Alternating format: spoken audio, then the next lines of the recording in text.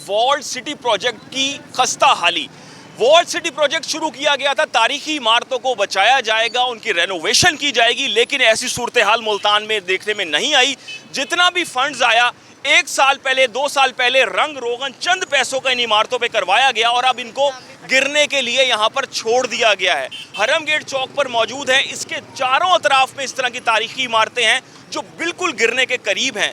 चंद माह कबल हमने देखा भी था कि हरम गेट चौक में एक 3 मंजिला इमारत जो गिरी थी, उसके बाइस 8 से 10 अफराद जाँ बहक भी हो गए थे।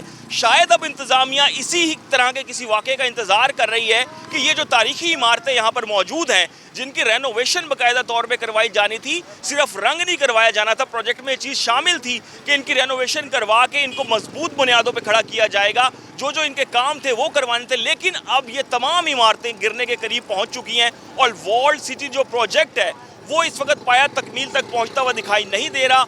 कोई सा भी गेट हो, हरम गेट चौक हो, दिल्ली गेट हो, बोर्ड गेट हो, इसके इर्द गिर्द जितनी भी तारीखी इमारतें हैं वो शदीद खस्ता हाली का शिकार हैं और किसी भी वक्त यहाँ पर सानिया भी रूनुमा हो सकता है।